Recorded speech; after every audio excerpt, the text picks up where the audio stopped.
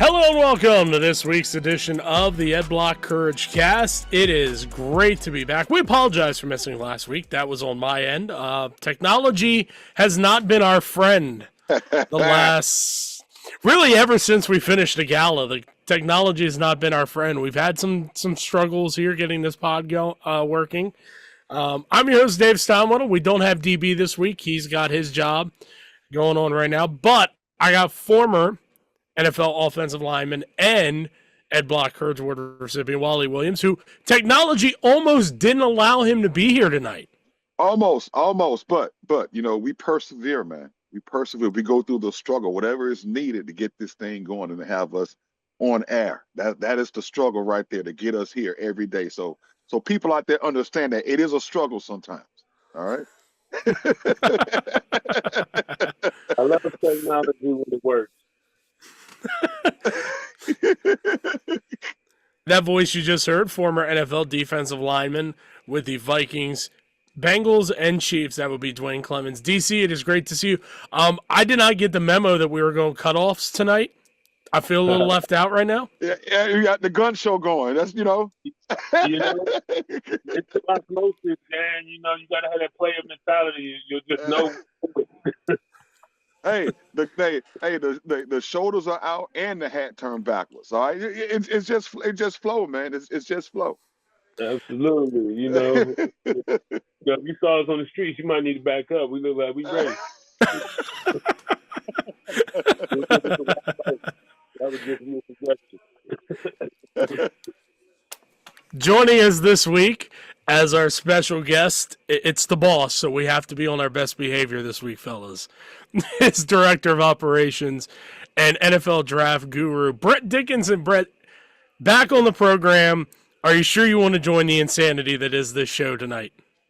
I'm so used to just following along and seeing what you guys are doing. I had to jump in when I got the chance, and you know, I miss out on all the fun these days. You know, you got so much stuff going on with the block that I don't get to have all the fun like you guys get to have. So it's I'll enjoy this tonight. I want to take a good night to talk a little NFL draft, my favorite topic in all sports. So I'm happy about it.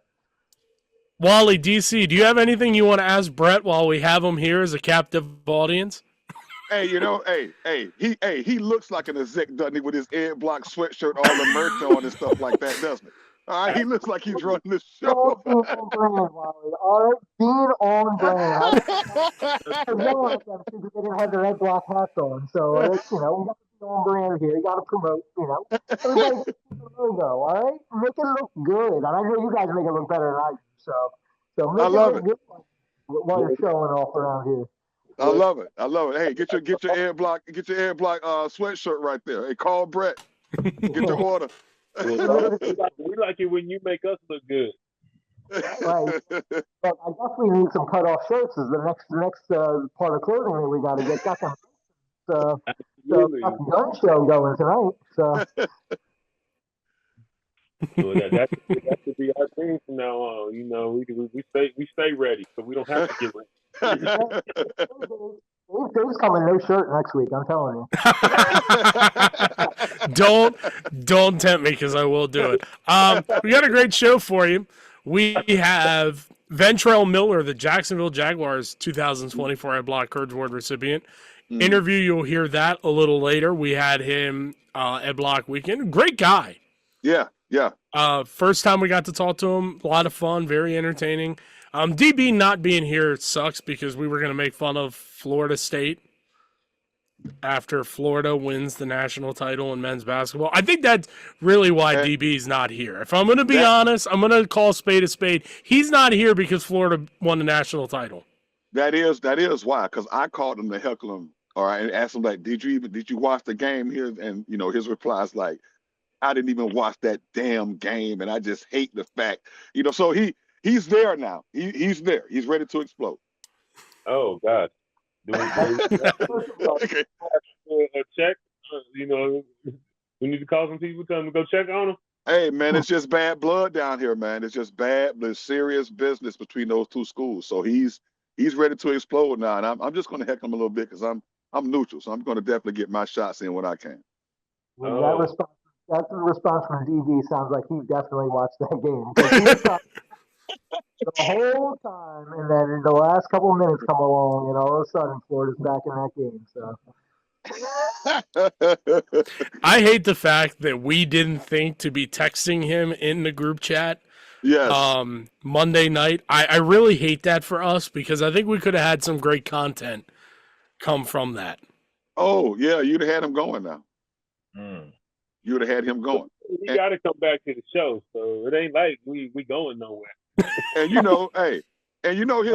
his demeanor is always very calm and very laid back. But no, not in this deal right here. Not in this deal. This is where you see DB get him kind of riled up a little bit. he's got to live with Florida being a national champ for a whole year. So, For the whole year. Well, he knows we got a bunch of guys that love to rub salt wounds. So grown man time, you better suck it up.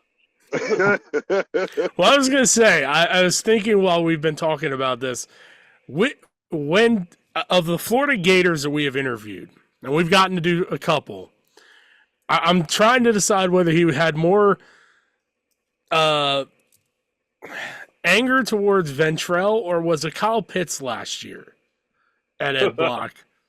Because they did go back. Him and Kyle went back and forth last year. That was before Wally. You were that was before Right. you got into it, and that got something.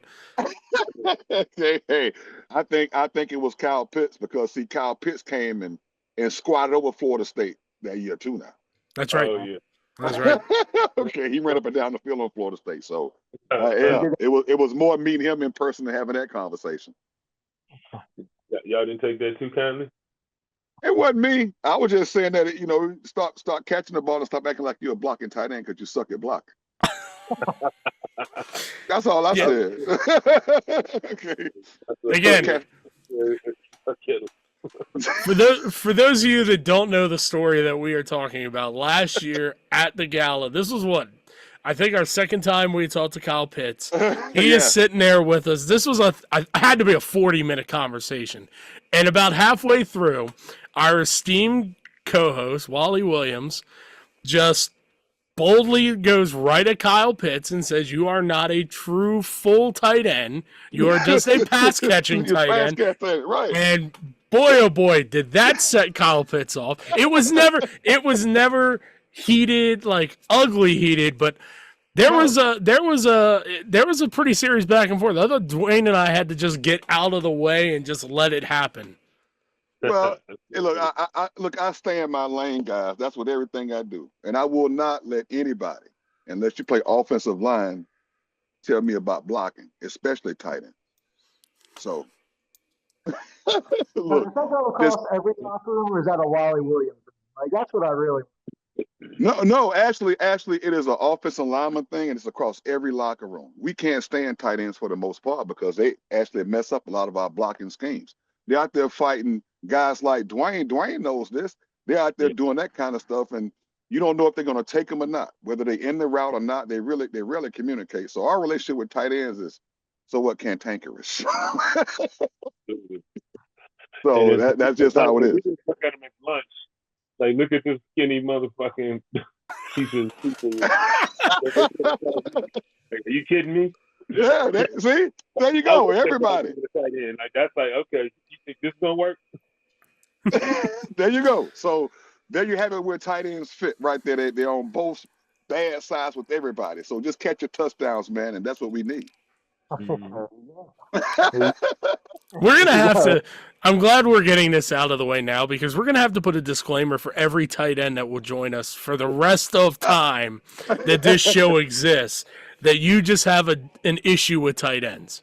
And they will tell you, okay, they will tell you, what are you, a blocking guy or you think you're a receiver? No, they will say they are receivers.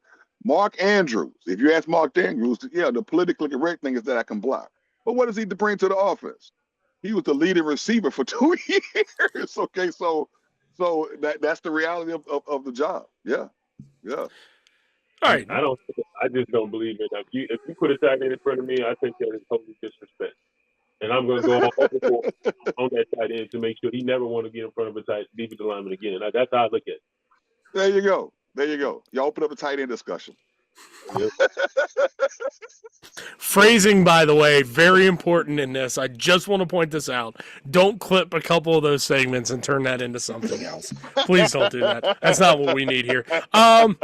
Let's transition and talk about the NFL draft. We had two guys, one go undrafted, one get drafted in the first round. So I want to ask you guys this question, DC, Wally.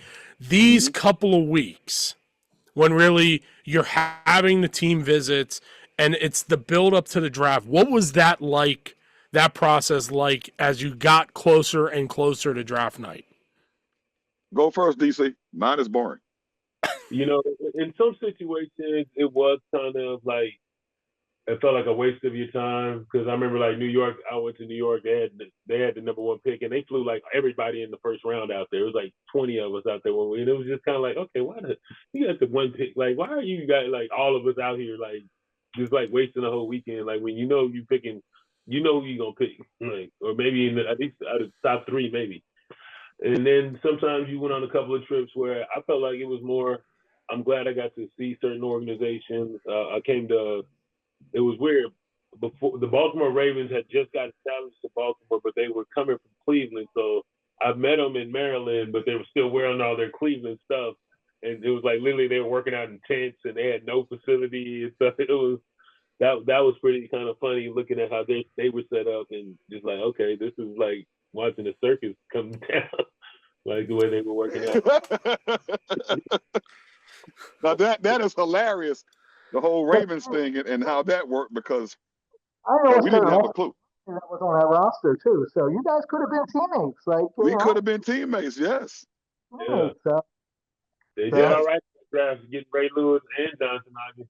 Right, that's probably the best first round in NFL history, right? Like, you can't argue against that one.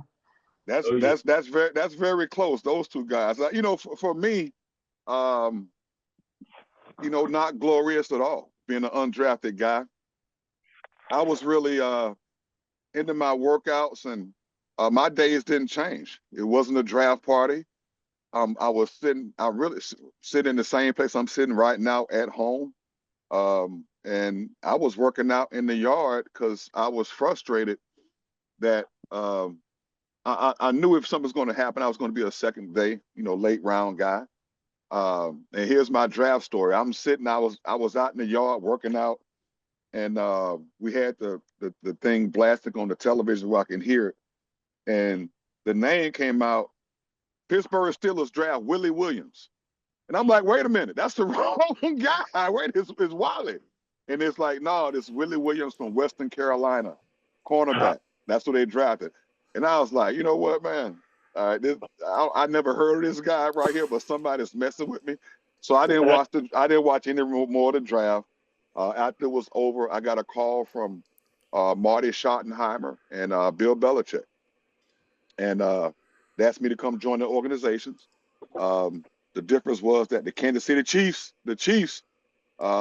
they did not have any signing bonus money for me, and the Browns told me that they would give me a signing bonus and treat me more like a 7th round draft pick, because if they had a draft pick, they would use it in drafting, but they didn't have one.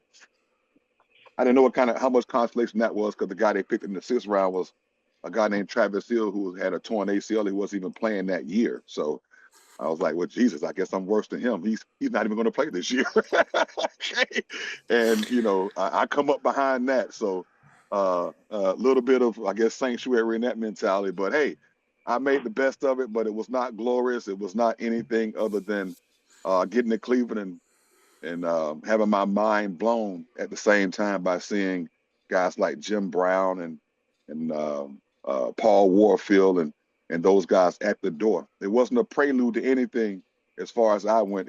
I was in Tallahassee one day, and then the next day I was at the Browns facility shaking hands with Ozzie Newsome and Belichick and Mr. Modell. I was shaking in my shoes the entire time.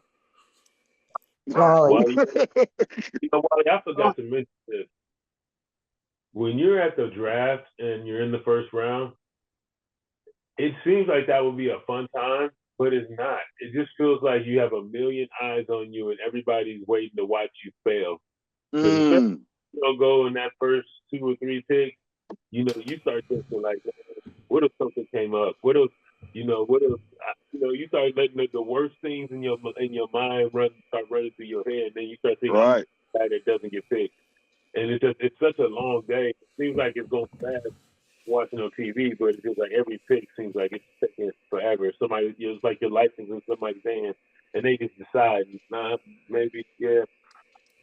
So it wasn't fun, but I wish I would have been able to actually laugh about it and joke about it and be more, I guess, jovial that day. Oh, shoot. Damn it, man. Well, we lost TC's video. That's fun. I'm telling you, technology just is not our friend right now. So while DC figures that out, let's transition and talk about this year's draft. And Brett, I'm going to start with you. It feels like there's a consensus number one right now. Would you be shocked if Tennessee doesn't take Cam Ward? No, I think it's locked in at this point. The reports just keep coming out. You follow what everybody's saying, and there's a lot of smoke and mirrors. But especially with that first pick, they're kind of locked in. They know who their guy is. They're going to get the quarterback. He's the best quarterback in the draft. Will Levis couldn't get it done last year, so that's why they're in the position they're at where they have the first pick. So there's not a position in football that's going to change your future more than a quarterback. So it's like throwing darts. It's the way you look at it, especially at that quarterback position. You're throwing darts at a board, and hopefully one hits the bullseye. You more often than not, it's not going to. But if you do hit that bullseye, you do hit a Lamar Jackson, you do hit a Joe Burrow, guys like that. It does change your trajectory as a franchise. You look what Pittsburgh's going through right now. They don't know who's playing quarterback for them next year. They think it's going to be Aaron Rodgers, but he might be off in a hut in Tahiti or somewhere by the time the season starts. So you have to at least try. And the quarterbacks come from everywhere. So it's not just picking them in the first round. It's not just picking them first overall. We see it a lot. You see the value just kind of get elevated so much from that position that they get kind of pushed up the board a lot because teams are desperate. But you do find guys, second round, third round, fourth round. Brock Purdy's the last pick in the draft, and he started a Super Bowl 2 years ago. I think this is, an intriguing draft. I don't think Cam Ward's the best player. I don't even think he's one of the 5 best players, but I do think he is the best quarterback in the draft. And he does bring some charisma. And that's something that these teams are also looking at when it looks at their quarterback, because that guy's going to be front and center. He's going to be, he's going to be the guy that's going to be doing the press conferences after every practice, after every game. So you got to have a guy that's going to be able to get up there, grab attention of the media, because they're the first representation of that roster. You talk about the coach, and he's the one that sets the tone for the entire roster, but that quarterback's the one that's going to be front and center. So you got to make sure you get a guy that understands the totality of that position, that it's not just about playing football. It's about some of the stuff that you do in the locker room. It's about being the video room and being the first guy in and the last guy out and all those cliches that you hear. So, I think Cam Ward's got a real good chance of being a really good quarterback. I don't think they're going in any other direction. A month and a half ago, I had him locked in on Abdul Carter, and then we start talking about pro days and the meetings with them, and all that. It's going to be Cam Ward. Cam Ward's going to be one, and this draft actually gets a lot of fun after that. This is one of the more difficult top 10s that I've seen to kind of project. There's some players that I've got kind of pegged in to go in certain teams, but 2 and 3, 2 teams that need quarterbacks. You got Shedur Sanders there, Jackson Dart's climbing up the charts. Jalen Milroe looks like he's going to slide into the first round somewhere.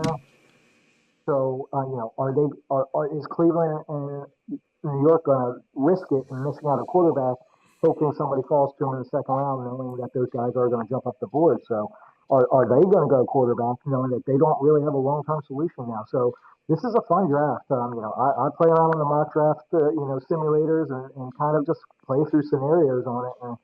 And 2 and 3 can change the whole outlook. You could have Abdul Carter and Travis Hunter. You go 2 and 3, and all of a sudden it changes where 4, 5, 6, 7, 8, 9, 10 go. So I Cam Ward, I think you lock it in. Cleveland's the question mark. Reports are that they're leaning towards Travis Hunter.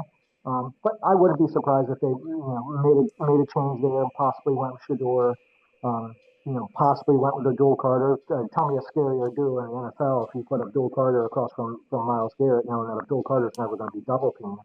Mhm. That's scary. That's scary. But again, you're throwing a risk. You could have a really good defensive line. They can get, lead the league in sacks, but if you don't have an offense that's able to move the ball, it's really going to put you behind. So Here's a question I want to ask you, Brett. I want to ask you this question because I think this is the worst quarterback class that we've seen probably in about 5 years. Okay, and I really think that Cam Ward. Okay, I think Cam Ward is probably the only guy in that quarterback picture that is even deserving of a first round pick. And I don't believe he's the number one overall. If you look at these guys and compare them to last year's draft and the quarterback class that came out, and look at this year, and even look at next year's draft, the quarterback class that comes out next year, that's a better class coming out actually the following year. Do you think these personnel guys, do you think these personnel guys are afraid or just, you know, I mean, they just won't. I don't think they give these guys true evaluations. I think quarterback position is overpriced. And like you said, I don't think Cam Ward is the best player in the draft to deserve a number one pick. So why are these people putting him? These draft analysts are putting him at that number one spot, and he's not the best player in the draft. I think you look at it, two situations. One, you mentioned that that quarterback position is just so important to football. It's the most important position in all sports at this point. Just so much onus on having a quarterback in the NFL nowadays, especially with the passing game.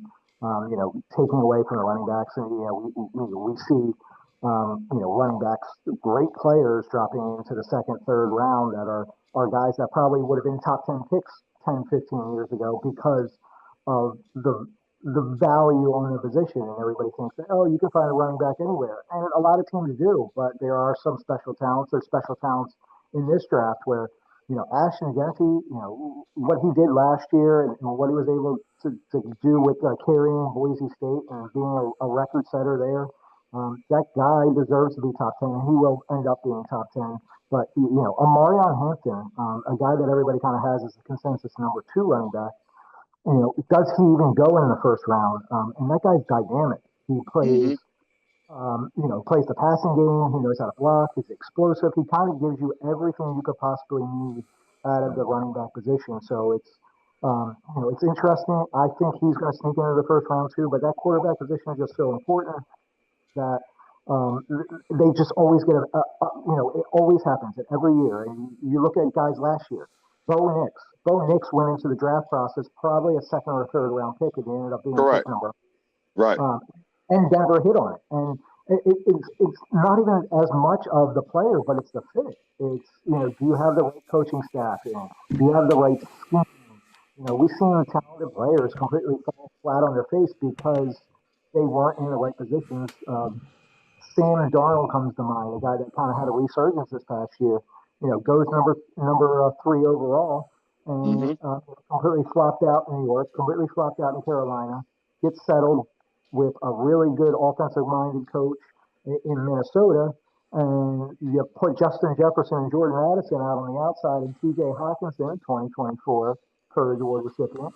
There you go.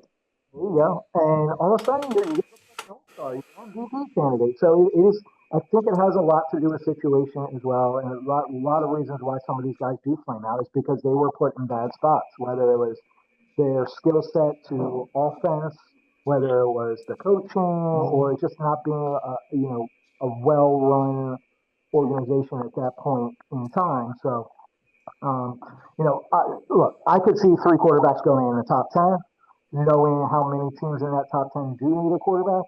Or like you said, Wally, I could see Cam Ward being one, and then all of a sudden you have a free fall at that quarterback position. Right. You got teams Cleveland, New York, Las Vegas that are all jumping up from the second round to get back into that back end of that first round, using that Ozzie model of, hey, get our quarterback in the first round, and we got him in control for an extra year. So I'm waiting to see. I'm waiting to see which team is going to take the dive for the Arch Manning stakes. That's the the one that's looming in the background. You see what I'm saying? Looming in the background. You know, it's Cleveland. You know, hey, do they punt at the quarterback position this year? Say, hey, Kenny Pickett's going to be our starter. You know, Right. do they bring Carson Wentz for a little competition and hope for the worst? It's really what you're doing. You're hoping for. We know Arch is going to be number one. We just got to figure out who's going to be taking him there. And if that team happens to have a quarterback in place, which happens from time to time, they now have a king's ransom where that's a franchise-altering trade. If they have their franchise quarterback, and all of a sudden, Arch Manning's sitting there waiting for him, and everybody is calling for you. You have 2, 3, 4 first-round picks coming your way, where you're kind of rechanging your entire franchise, not by drafting the guy, but trading the guy away. But we've also seen with the Cardinals several years ago, and they drafted Josh Rosen, number 10 overall. Guy just Right. played 1 year, they didn't show enough, and new coach comes in, and they put in Kyler Murray, and Kyler Murray's been a solid quarterback in the NFL for a couple of years now. Right. So, Right. and the other part of this whole quarterback situation is it gives these GMs and these head coaches a reset. So you're not Yes. going to find your head coach and your GM that just drafted this quarterback number 2 overall because you're thinking, oh man, this is a 2 or 3 year evaluation. It's not that 1 year most of the time. So a Right. GM looks at the quarterback and say, oh, we took a quarterback. You got to give us a couple of years to build around him before you fire me when we flame out. So. Hey, Safety blanket, huh? New quarterback. Don't do Right, it. exactly. That's what it is. It saves jobs. They have a new quarterback in line, and you at least get a couple of years out of it because you got to at least see if that guy can play. Because look at Bryce Young. Everybody thought last year, even in the beginning of this season, the guy was a bust, and then all of a sudden, second half of the season, Oh yeah. started clicking for him, and that guy saving that GM's job. Right? He turns into the franchise guy. They see promise in him now that they didn't see last year, and it keeps that GM's job for another year or two. So let me ask this question to everybody. Shedur Sanders, if you had to say right here, right now, where you think he gets drafted in the first round, because I think we all agree he's going to go in the first round. Where do you think he goes? I think he goes to New York. I like that pick. I hate that because that was probably where I was going. Damn you. But look, it just makes it makes sense. Look, they have Russell Wilson there and Jameis Winston. They got the Italian guy DeVito, that quarterback there, and I think they make the room as full as they possibly can do. I think the Giants are more about selling tickets right now, and that's a guy that they can put right there and sell tickets with. Even though I think Travis Hunter is a better pick at that position to the Giants. He's because I don't think Shedur deserves to be drafted that high. I don't think he's that good of a quarterback. But I just think it makes sense for those guys to go with that ticket item and continue moving in that direction. Now, speaking on that, how do you guys feel a room should be made up? Should you always pick the best player available at that pick, or should you just always pick for your needs? Because I can say when I was with the Vikings, we got some of our best players when we already had starters in place. Look, I look at it. I look at it as a mix, and nobody's going to take the Cincinnati Bengals aren't going to turn around and draft a quarterback or a guy or a wide receiver in the first round because they just spent all this money on the quarterback. But you take the best player at a position of need on your roster. So if you need an offensive lineman, a defensive lineman, a corner, and a wide receiver, whoever's sitting there and he's the best player on your board, I think that's how you evaluate it, is that you have to look at your roster as a whole. And, granted, you might have Abdul Carter ahead of Travis Hunter, but you really need a cornerback and a wide receiver. You're going to take Travis Hunter, where you already have 2 defensive ends in place.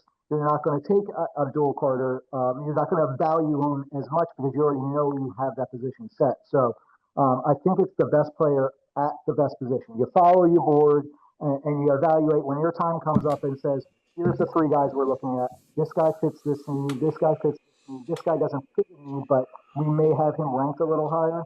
And I think, every team does it. And every team always says, and, we hear it here in Baltimore all the time, how, the Ravens are always just taking the best player available, but they are taking the best player available at a position they need. Like, the Ravens aren't drafting another quarterback. The Ravens aren't drafting a tight end. They already have two good tight ends, but they will take a defensive end if he's available or an offensive lineman if he's high on their board as well. So, it's a mix of both. I think you have to watch your board. The successful teams, the ones that draft well, the Super Bowl champ Philadelphia Eagles.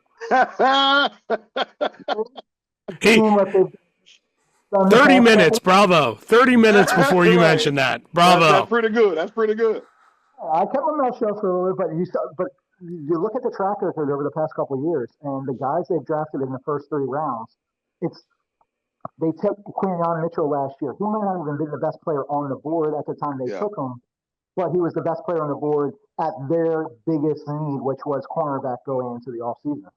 Yeah. And look, and give those guys kudos why he brought the Eagles up. I mean, look, all of their draft picks, they're rookies. Their rookies shine this year. I mean, I'm talking about every pick that they used from first round to what, 5th? Was it the 5th or the 6th round guy was back there starting at safety? I mean, look, and you have to give kudos to that kind of operation. I mean, it can change your organization around until you win a championship, which we saw that play out when you add guys like Saquon Barkley, okay, and have a tremendous draft like they did. All those guys performed well and played at a high level. Oh, yeah. And don't forget the Chiefs invented that whole thing because, we had a guy named Alex Smith, and we still went and drafted Patrick Mahomes. And every Chiefs fan was like, what the Okay, hold on. we already on a run, and we drafted a quarter. Like, what? Yeah, I mean, you look at Alex Smith, and he was Pro Bowl caliber quarterback, great player, former Red Block winner. I'll say boss is in town, so we're gonna names there. But when you see something special at that quarterback position, the Chiefs were ahead of the curve. There's a reason why Cleveland's back up at the number 2 pick. And not being ahead of the curve, taking guys like Patrick Mahomes, number 1 overall. Now, they took Myles Garrett there, and nobody's going to complain about it. You look at Chicago and how they are fighting to find a quarterback, and, hopefully they're hoping they got Caleb Williams as that guy, but they don't know. But they had the first pick in the draft last year because they didn't take Patrick Mahomes. All these teams would have been set up if they would have just took Patrick Mahomes. But they had to have the right situation for him as well. He was able to sit behind Alex Smith for a year. He learned the game. And that second year running, he hit the ground running. They got some value back on Alex Smith when they traded him. And, you put him and Travis Kelce, another high draft pick for him. Chris Jones, another high draft pick for him. You brought in Joe Tooney, who was a high draft pick from New England. Creed Humphrey, their center, all these guys, first couple of rounds, you start hitting on those guys, it changes the whole trajectory. So, hard organizations are there, and those are the guys that are in it every year, and we see it every year. Philadelphia, Baltimore, Kansas City, Buffalo now. They got their quarterback situation locked in, but B, they're just hitting on how to build your roster and utilizing the draft to their advantage. And kind of finding the pieces that will not only fit in this year, but what happens 2-3 years down the road. Do we have a veteran guy that might be at the end of his career, and we need to groom somebody to take over for him? Philly's kind of notorious for that. They did it with Jason Kelce, and had Cam Jurgens as a second-round pick, and kind of let him learn from Jason Kelce. They did it with Jalen Carter when they had Fletcher Cox and Jordan Davis already there, knowing that Fletcher Cox is at the end of his career, and somebody's going to have to step into that position. So they found a player at a position of long-term need, and that's what great organizations do. They figure out the guys that are going to make an impact not just year 1, but year 10 down the road. While we've been talking, I've been thinking about, I have a dark horse for Shedur Sanders. The New Orleans Saints. Let's hear that one. And the logic behind it is this. If you're the Saints, Spencer Rattler didn't exactly inspire confidence, I would say, long term to be the guy. You still have Derek Carr. But if you're the Saints right now, who's your big draw to make people want to come watch you? And right now, you get Shedur Sanders, that's going to be, okay, when is Shedur going to play? If he plays. Now, all of a sudden, that Superdome, which is already packed, is going to have bigger buzz. And you got a guy that you're not going to have to throw him to the Wolves right away because you have Derek Carr. I just get the sense the Giants are going to be scared off because of Dion. And I think that there is a portion of that when we talk about Shedur Sanders does need to be factored in is the Dion aspect. Does Dion tell some of these teams, hey, my kid deserves to go here. My kid should be going there. And does that just say to teams, you know what, I don't want to deal with this? So I look at it. Do you remember when that actually happened in the draft? Yeah. Guys, what draft was that? That's the guy that took down Tom Brady twice in the Super Bowl. The only guy to do it. So Eli Manning and Archie got involved and said he's not going to San Diego. Okay, right. It worked out well for both organizations. Correct. Because San Diego ended up with Philip Rivers, but Archie understood who the GM was and just kind of didn't like the direction they were going. Now, granted, that trade, like we talked about, you're sitting on that gold mine. If you're at number one next year and, you don't need a quarterback, and Arch Manning sitting there, look what San Diego did with that draft. They got Philip Rivers. They got extra draft picks that ended up being Sean Merriman and a couple other pieces that really started to fill out their roster, and then they were perennial contenders. So, I had Shedur pegged for New Orleans as well. It just kind of feels like a fit. The side and the city, we were all just down there. Love New Orleans. Wally spent a lot of time down there. Oh, yeah. City, and I feel like he fits in down there in the community. But I look at a team like them because you got a new head coach.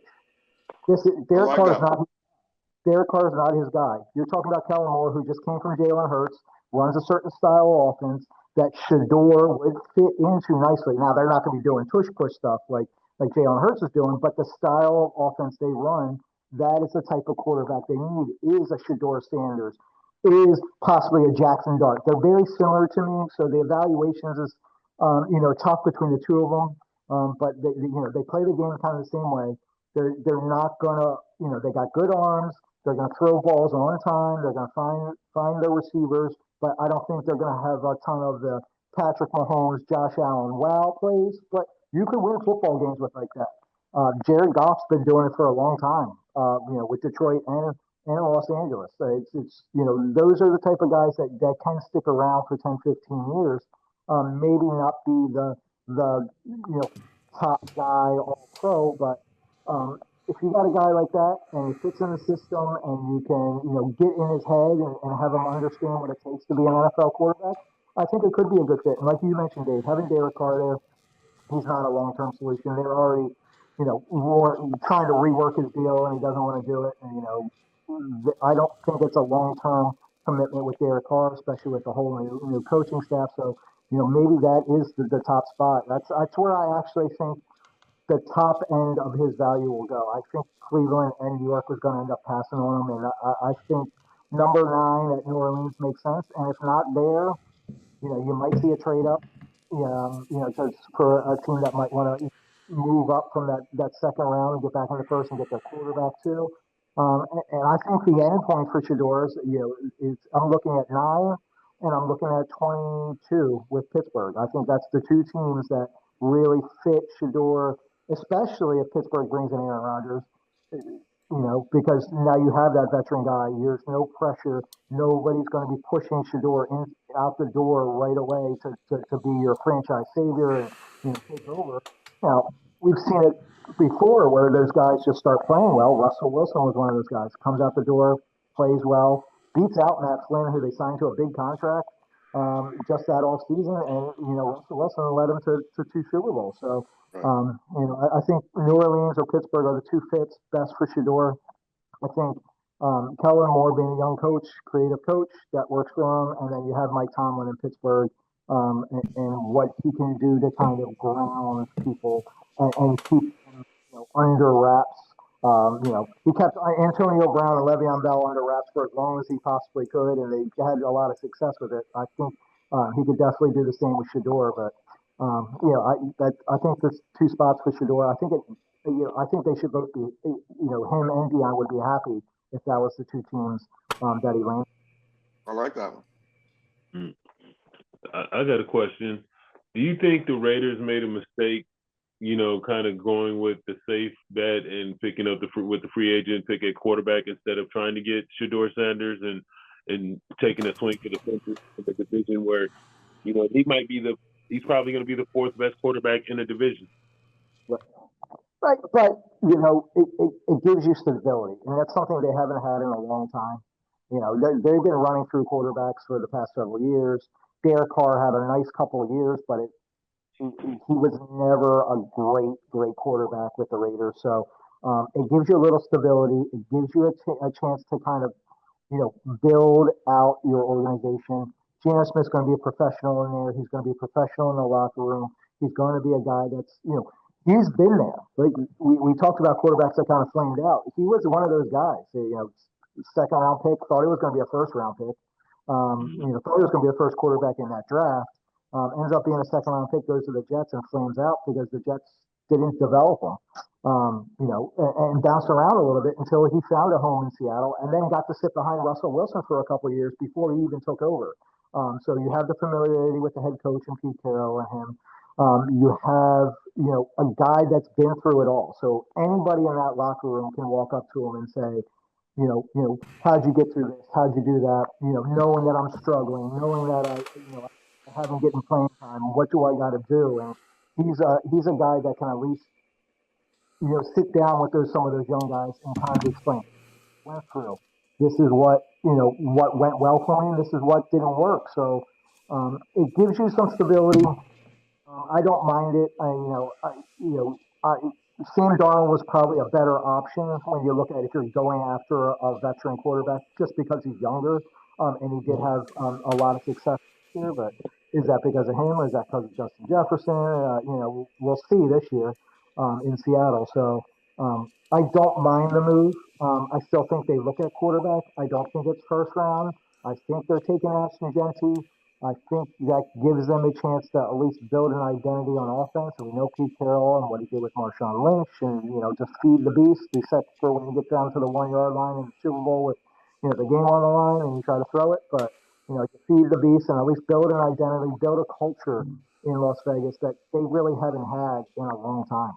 Vegas after the draft, after they draft Gentry, because I think that's a great pick for them to go over that position, a great pick for them. But they're on the clock, and then they're in the running for the Arch Manning Stakes. Simple as that. Because after you bring Gentry in, all I know is Max Crosby on that team, and that defense is going to be solid. But name their starter receivers. Right. Okay. Tony Myers, former Block recipient. I'll keep dropping them. But yeah, you're absolutely right. I mean, Brock Bowers is a stud. I think they need some depth there. Just to add some more pieces to that offensive line. But they're finishing fourth. They're finishing 4th in the AFC West anyway. Okay, they're not better than the Broncos. They're not better than the Chiefs. They're not better than the Chargers. Okay, they're finishing 4th anyway. So that's where they are. 6 losses right there next season is what you're looking at. There you go. If you have 6 losses, we saw it last year. If you have 6 losses, you're kind of squeaking into the playoffs nowadays because you have extra game in the season, and all of a sudden 10-7 doesn't really it doesn't really turn the corner for anybody. That's an average team now. So it's it doesn't hurt to be an Arch Manning case, but we'll see. We'll see. You never know. All of a sudden, some veteran quarterback can go down and miss the entire season, and all of a sudden that team is out of the playoffs before the season even starts. Knock Right. on wood. Hopefully, it's not one of my guy. Hopefully, it's not DC's guy. So we hope that doesn't happen. But it happens, and you could have a situation where just a team that didn't really need the quarterback ends up with that first pick, and it'll be interesting to see what they do. Look, there's plenty of teams littered throughout. You talked about it. You got Cam Ward going to Tennessee. You got Cleveland. You got New York. The Jets. How confident are they in Justin Fields long term? We talked about the Saints. You look at the Colts. This probably is Anthony Richardson's last chance to earn that starting job and hold on to it. Yeah. Doesn't start improving. Pittsburgh in a bad situation, quarterback right now. The Rams looking at Matt Stafford and his age. Is that a team that wants to take a quarterback in the first round and kind of let him develop behind Stafford? So there's going to be options out there for these quarterbacks. I'm saying there's 4 quarterbacks going in the first round. And I'm saying I think one of the 4 is worthy of a first-round pick at this point. And, who knows? Could be proven wrong, but, it's just the valuation of that position. And, we could sit here for another 3 hours talking about all these quarterback prospects and, why they rise up the draft board. I think teams talk themselves into drafting the player more than really doing and looking at their evaluation and saying, hey, maybe this guy isn't worth the 10th pick in the draft, but we need this quarterback. We're going to take a shot at it. It's a gamble. Right. All right. We have to hit pause. This has been a lot of fun, but we do have Ventrell Miller's interview from Ed Block Courage Award weekend. See, because we do talk about the recipients on this pod. If you haven't figured that out yet. Our thanks to our esteemed boss, one of the guys that we give a lot of credit to, and he never really gets to hear because he isn't on with us every week, but the guy that the idea of this show came from. So we are eternally grateful every time we have him on, and we're not just saying that because he signs checks and allows us to do this. But Brett, it's a pleasure to have you on. Absolutely, guys. I'm so happy how this podcast is going. Love the family mentality that we got going on here. Love you all. You guys are doing right. Keep killing it. We're going to keep growing this thing, and we're going to get there, and this thing is moving in the right direction. And I love what you guys are doing. Hey man, love you, Brett. Thanks for the opportunity, buddy. Come on in, hang out with us. And you know how it goes, man. Hey, hang out. Hey, right. Flex those,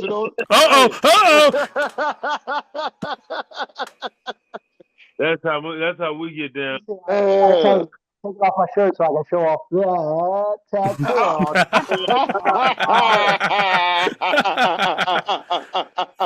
I just wear my suit. I ain't got no ink. You're a bigger fan than me. I got some. There you go. There you go. All right. Next week we'll have another great show for you, but we're going to sign off from here. You'll hear us again here in a moment with Ventrell Miller, the Jacksonville Jaguars 2024 Ed Block Courage Award recipient. Welcome back. It's gotten to the lively part of the night. As the sun begins to set, things start to be said and happen here that we have no control over. Dave Wally was Duane Clemons. And actually, first time we've gotten to talk to this guy. The Jacksonville Jaguars 2024 Ed Block Courage Award recipient, Ventrell Miller. Ventrell, thank you for coming on. Yes, congratulations. Appreciate that.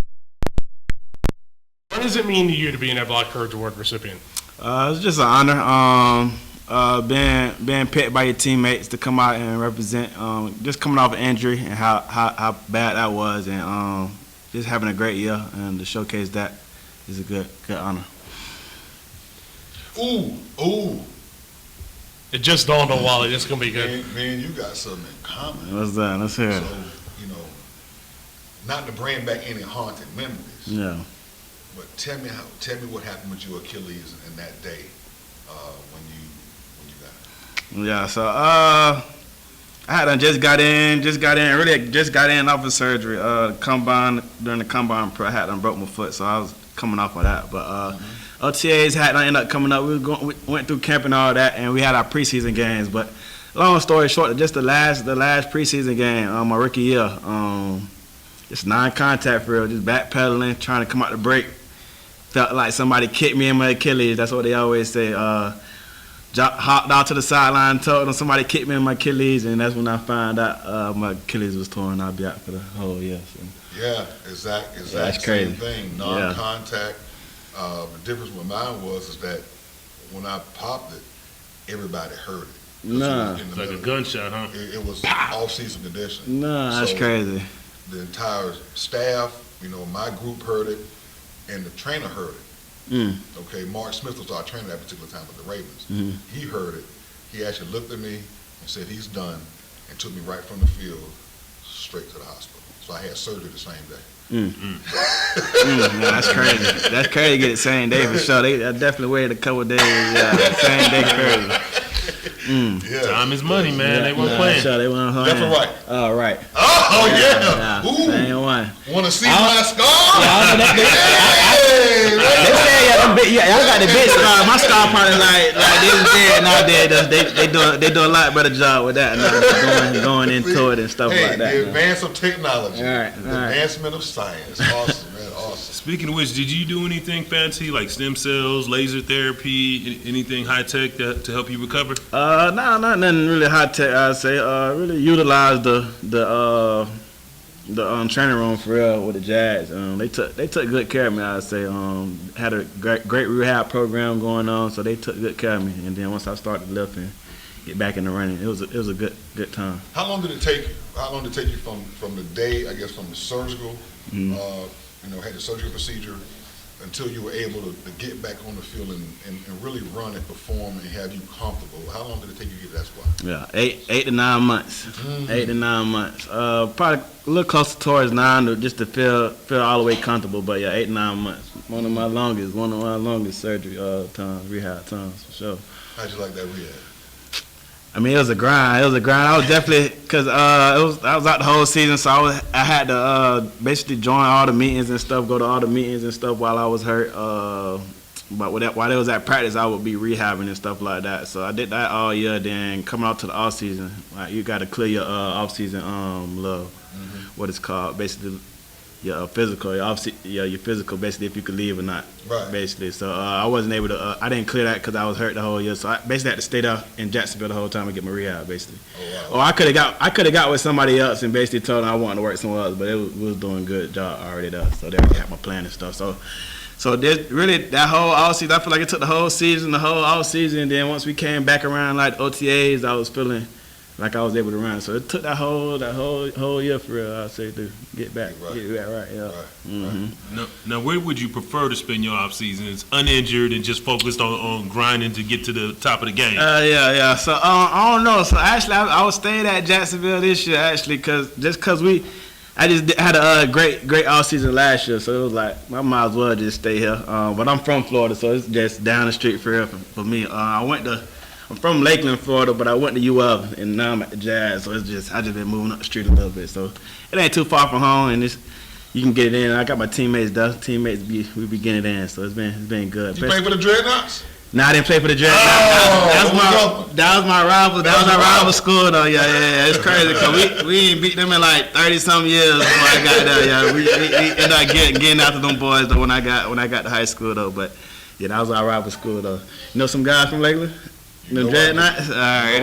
Okay. We get that off the. Okay. We get finished right. That's an off-air conversation. Yeah. Okay. But yeah, so I'm spending most of my time in Jacksonville. They got a good plan down there. We've been getting it in, so it's been good.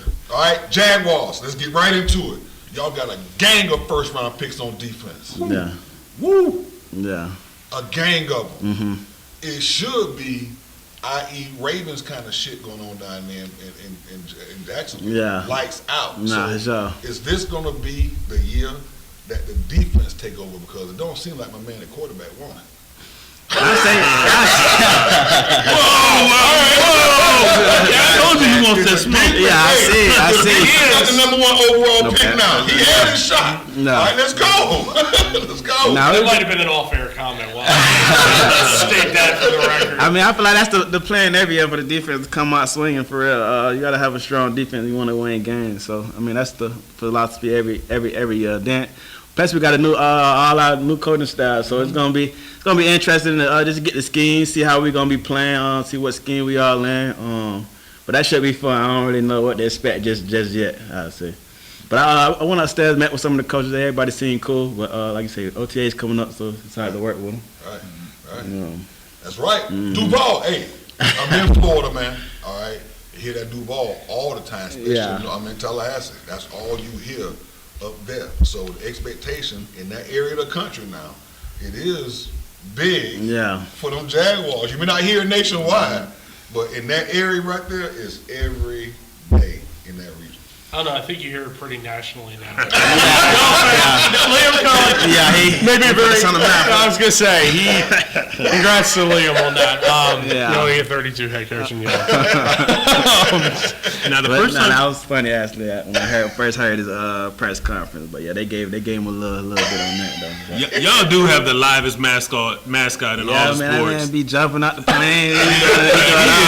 He do it all though. But it's exciting just to see. I be seeing them post just different little things, clips about him. But yeah, he be doing it all though. So. All right, hold on. I gotta ask this question because I'm always fascinated with Jacksonville. Do you ever look up during the game and see the pool in the upper deck and just think to yourself like, 1, would I, and 2, I could really use that right now? All right. No, that's definitely a little cool little spot in the stadium. I don't want to say I just be looking out there during the game, but I just knowing it's a cool little spot. But I mean, they actually told me they was like, only drunk people be getting in there, and they be in there all day, so you know what that means. They be peeing in the water. So you can get in there if you want to. I don't know. What is the filtration system up there? Is it top of the line or just is it murky water by Here's the what I'm game? going to say. You don't see the mascot going in the water a lot, so that might be a little bit of a tell of why you don't want to be in that pool a lot. Has any Jacksonville player ever been in the pool? Yeah, so they actually have like little things where people be jumping in the pool. Actually, I forgot. I'm not sure exactly what they be doing, but it's like little awards and stuff like little. Y'all go run stadiums and then fuck it. We don't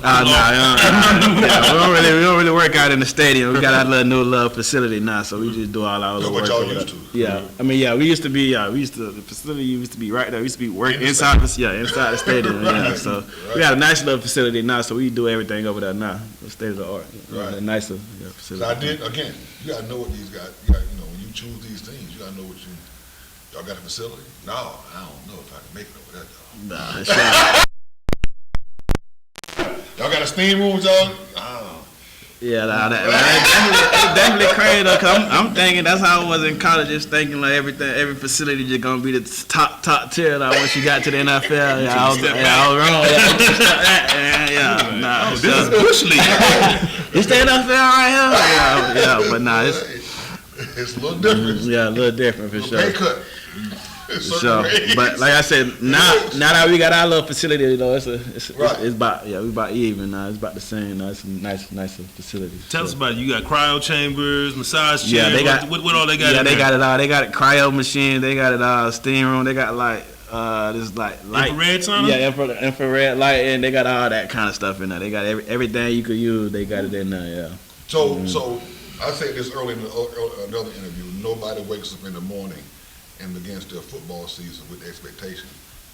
I want to be the Ed Block Courage winner this year. Yeah. Okay. So when you tore your Achilles, okay, again that day,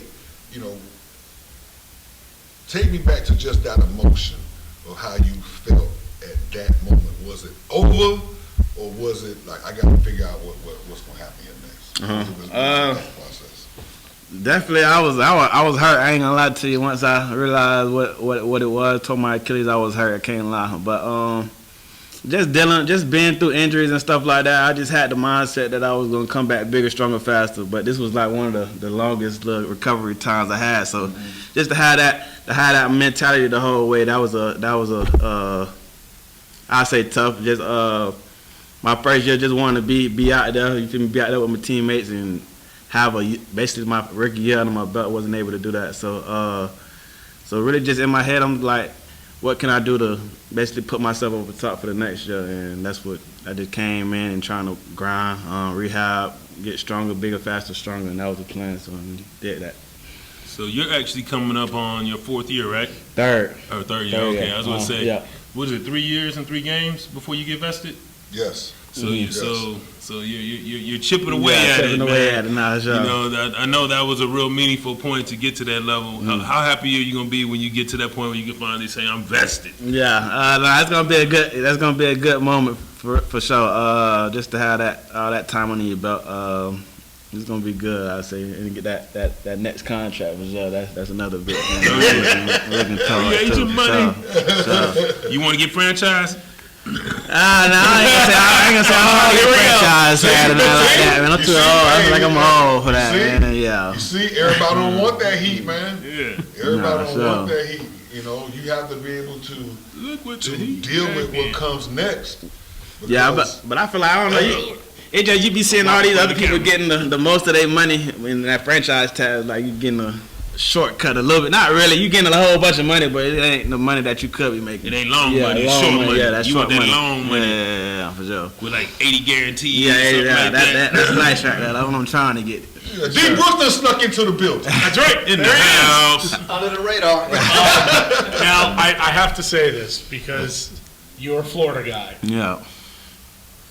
The death eyes are coming right now. Man. When you say Florida, what do you mean Florida? No, Like he mean you that. F? Yeah, you are. Yeah. You a Gator? Yeah, man. Are you Could have cut from D. Brooks out of here, Florida? Are you man. from Florida? Yeah, I'm from Florida. What part? Lakeland, Florida. Oh, okay, Polk County. Yeah, Polk Okay. County. Yeah, you get a pass. Yeah. Gator. Yeah. Can't stand Gator. I went to school in Tallahassee. The street, Both schools in Yeah. Tallahassee. I hate Yeah, I hate this FSU too.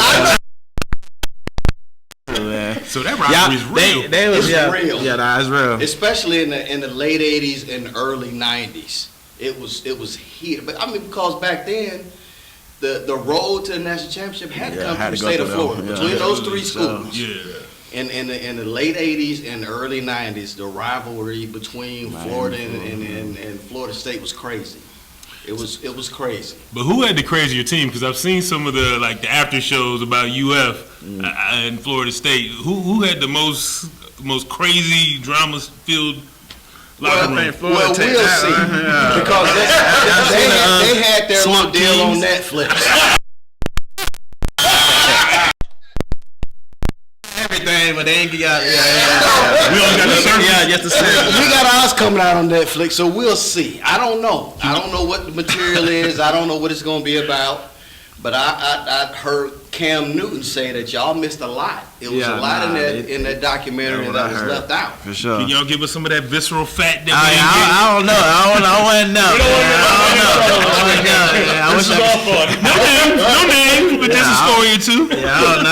I didn't know it was just a lot more with just stuff going on. Just like what they call them, like the locals and junk like that, just fighting and different little stuff, little altercation and stuff like that. But I don't know. I don't really know. That's just me hearsay. So I don't know. It was fun. Yeah. It was fun. You know, it's always, if they got it on TV, and I want to say this about any story.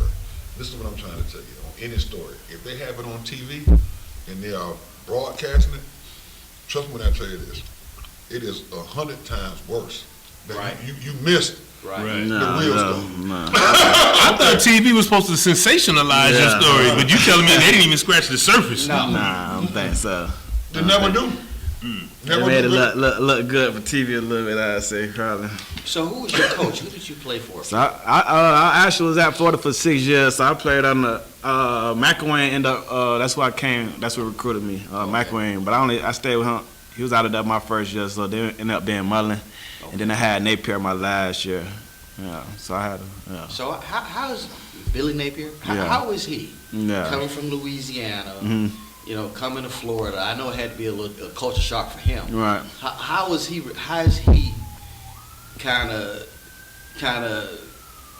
acclimated to the Florida the way they do things. Yeah, I say definitely see the just the fan base and how they want to win. So you definitely felt that as a winning coach over there. So, but I say definitely a players coach. Cool guy. I always respected Napier. But like you say, I think you see him getting his group of guys in. Some of those things, and I think that's gonna be a good for him just to have those pieces, missing pieces in his culture that he brought in. I feel like it's gonna be good for him. But definitely a players coach, great guy. You know what, Ventrell, thank you for taking some time with us. Yeah. I know that interviews are not always your favorite thing to do. Mm-hmm. I just hope you enjoyed this one. Oh, no, it was good. It was good. I wish I could have been here from the beginning with this dude. I was going to say. I'm going to be around. So hold on. Before we let you go, yeah, are you going to dabble in Maryland seafood this weekend? I don't know. Is that a recommendation? That's where I need to be at. Okay, say less. I'm gonna go ahead and take that trip there for sure. I mean, definitely going to get to hang out with us tomorrow night. Right. Legends are made. For sure. And at Block CourageCast. I think I'm gonna hit Little Italy tonight. That's right around the corner. It's literally right around the corner. Okay. If you like it all, they got everything over there. Okay, for sure. Nah, I definitely appreciate the recommendation though. For sure. Thank you, Ventrell. Alright, appreciate y'all. Congratulations, and we're going to have a lot of fun this weekend. Y'all take care. Nice to meet y'all. Yes, sir. Sure. Both sides. Alrighty.